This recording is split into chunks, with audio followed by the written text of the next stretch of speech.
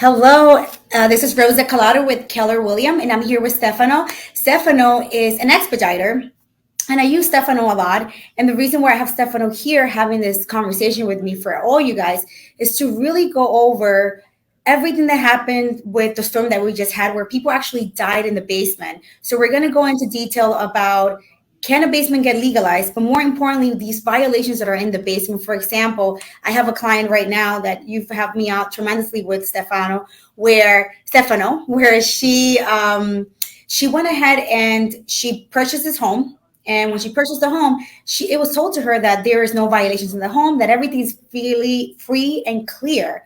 But unfortunately, that wasn't the case. I looked also at everything, and everything did look like it was closed. But the title company came and said, "Hey, there is a vacate order on the property." So, Stefano, can you go over what is a vacate order on a property from the Department of Building? Yeah, it's a violation and a mandate by the Department of Buildings that whatever section is vacated, you have to leave. So most likely it's always a basement, or sometimes they do an attic, or they create some kind of illegal use for residential, and that portion that's illegal has to be vacated. In other words, if you have tenants, they have to move out. Right. So can that possibly be that how can someone even get that violation, a vacate violation from DOB? Because it's not like it's not like the marshals are going to come in and take you out of the house. It's actually from DOB giving someone that violation. How can you even get that in the first place? Well, typically, if you have someone living illegally in the basement, usually a neighbor will complain, right?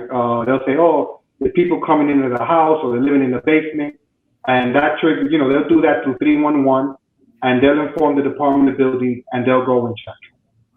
So DOB will check and see, okay, and that's why you will get a vacate order. So the vacate order will be to remove everything, or it would just get people out of there? No, they remove the people that are in there, and then you have to make it, either you legalize it or restore it back to a regular basement.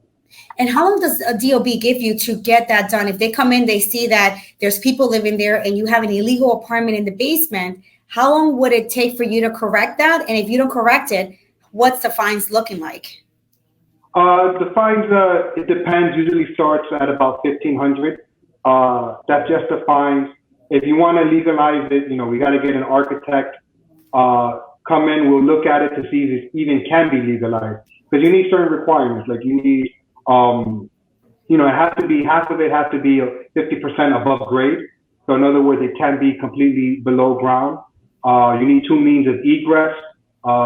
You need large enough windows where, God forbid something happens, you can't escape through the window. They're usually called, like